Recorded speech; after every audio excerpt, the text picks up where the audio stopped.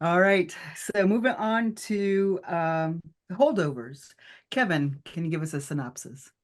Sure. The holdovers is a term given to the boys at a private school somewhere in New England um, who don't have anywhere to go over winter break. Their families are flying to Europe. They're doing something else for whatever reason. They can't go home. So there's always one teacher assigned with the cafeteria staff to hang out over winter break.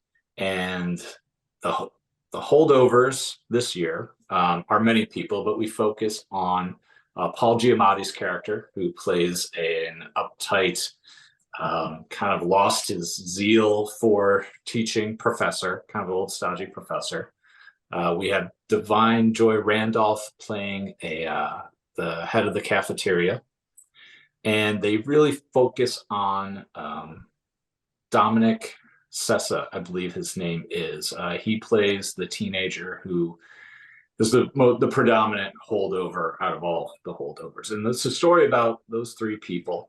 Um, I found this film way more impressive than enjoyable, right? Like I think it's a masterfully made film that for whatever reason, and I haven't really come to a final conclusion, didn't land for me emotionally as much. There are certainly parts of it that landed emotionally for me, but as a whole, I found it, yes, much more an impressive feat of filmmaking.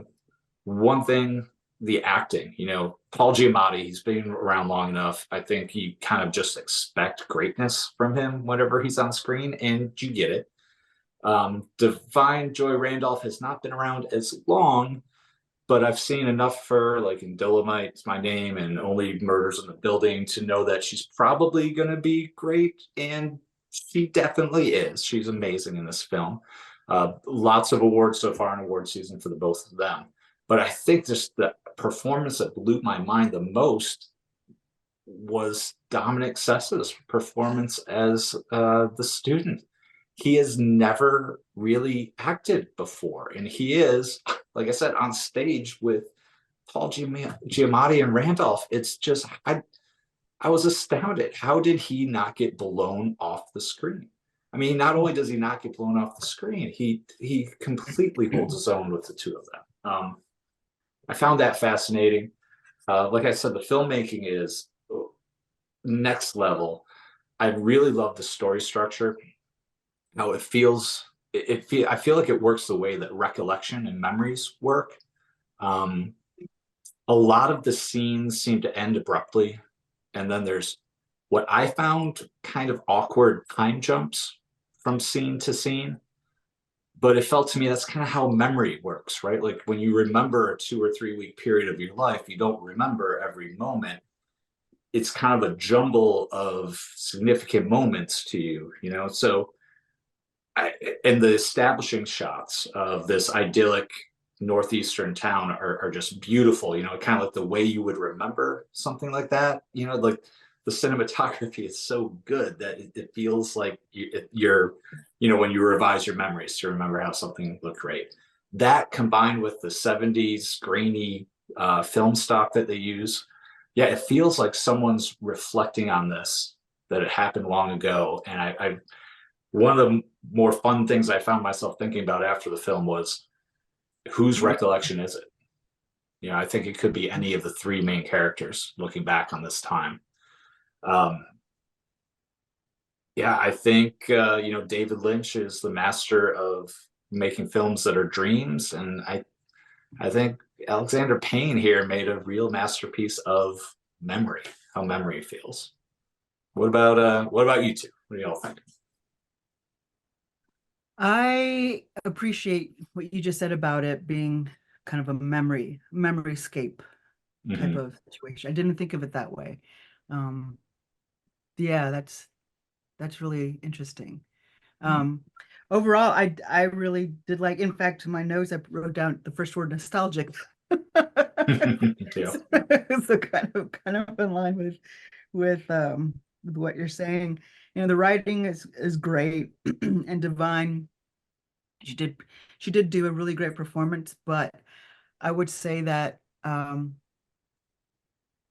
let's see, the I think it's on Hulu. There's a High Fidelity series, Mm. and she played the Jack Black's character. Oh She was wow. phenomenal in that. Phenomenal in that. So if you get a chance, go see the High Oh Fidelity yeah. Oh, series. And yeah, she I think she was a better she gave a better performance in High Fidelity than in this. Granted, High Fidelity was a series.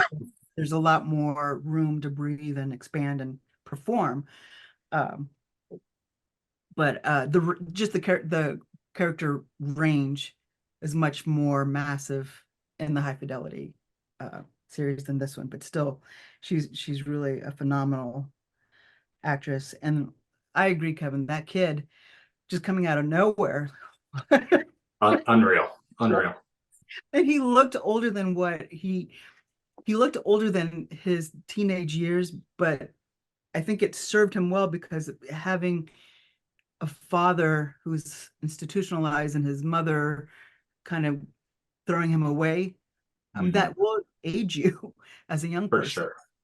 Mhm. So I really appreciate the subtleties in his look and his demeanor and just the way he was always trying to be cunning, and you could just see his wheels turning and just trying to turn the situation to his favor always.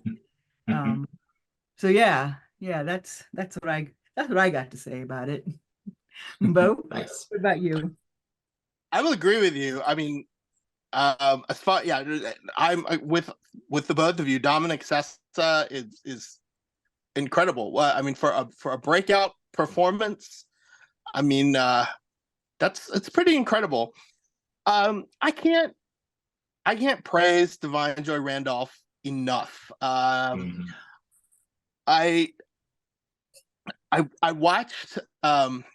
She was a guest on the Daily Show late last year, and she was talking about Mm. this film and this role as Mary Lamb, and she was saying, how does a black woman from Boston talk in the 1970s? And so what she basically did was she listened, she studied how Donna Summer spoke, because Donna Summer is from Boston. Oh wow. And I thought that was incredible, and it made me like love her performance that Mm. much more. And but Wow. but yeah, to build on what Marcy's saying, you kind of see her everywhere now. She's really just on fire.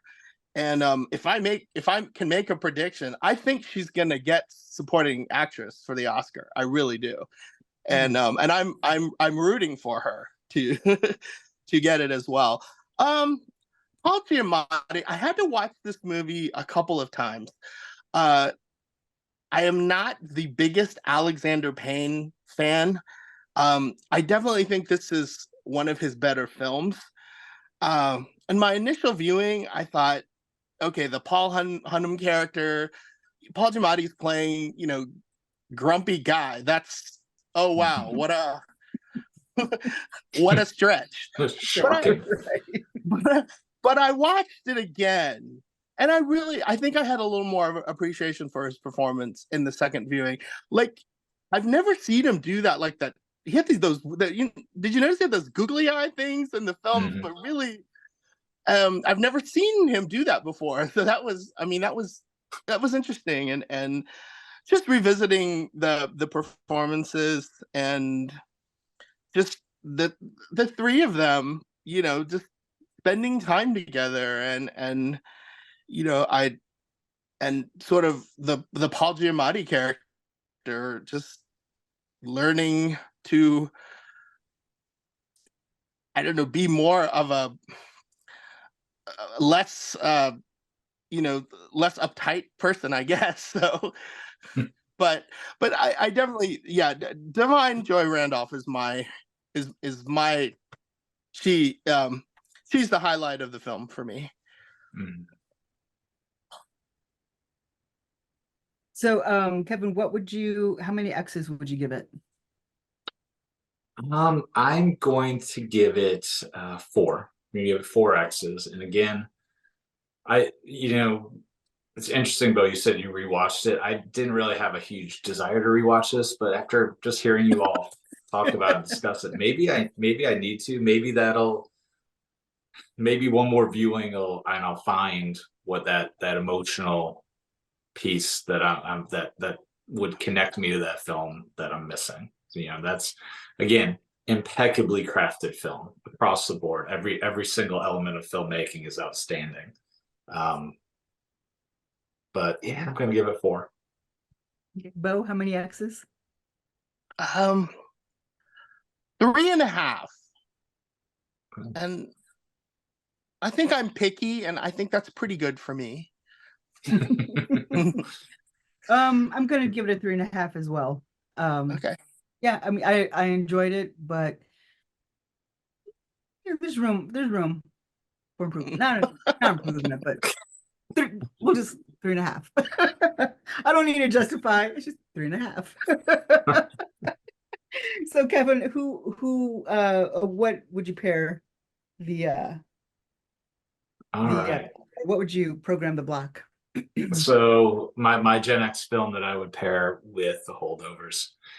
You know, one thing I did really love about this film is that it shows you that the people who are going to make the biggest impact on your life, the people that you can connect with, are sometimes the people that, if you had predicted who those people would be, are the last people you would ever guess.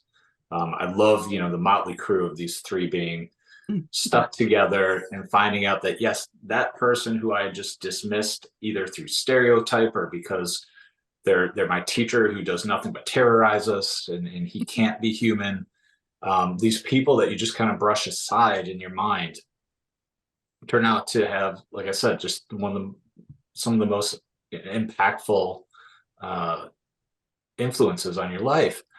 And I think that's a sign of growing up. When you start those barriers you start to pull those down and really open yourself up to the possibility of everyone being an influence, which is why I kind of think this is the Dominic's recollection. But anyway, going with that theme of you never know who's going to make a difference in your life, I'm going to pair this with another holiday classic, Planes, Trains, and Automobiles. Ah, yeah. Steve Martin, John Candy. Both those guys had written each other off, I'm sure, at the beginning. Well, John Candy doesn't. He doesn't write anyone off in that film. But I think it's another really cool, neat exploration of people coming around and bringing, like I said, those barriers, those walls down, and accepting others and watching themselves grow through their interactions with that other person, their relationships. Bo? I gotta go last again. I'm sorry. Okay. No problem. Okay. We apparently need another meeting during the week to figure this out, Bo. Or did I miss one? No. So I'm gonna pair it up with Sideways because Jim Motti plays another writer, a teacher even, grumpy, breaks down his barriers. And then also American Splendor, where he plays Harvey Picar. Wow. Oh, okay. Yeah. And another grumpy writer artist with Giamatti, why not? Seems to be working for him. So those are my three. So Bo, back to you. Okay, this might be another interesting choice. I'm going with the same director, Kevin. The Breakfast Club. Nice. Yes. So I mean, just because they're all stuck together, they've got like Saturday detention, that sort of thing. They all have their own issues. A couple of them are kind of quote unquote rejects, and you know, there's the popular kids, the jock, the prom queen type, the juvenile delinquent, and so I mean, I think that's just how I would compare. They're a motley crew, which is how I would compare them to the three in Holdovers. So and they all just they're stuck together and they have to deal with each other. That's awesome. I love it.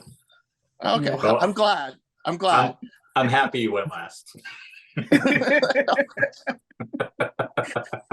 No, I have to like really think about it. I had something else in mind, but I was like, no.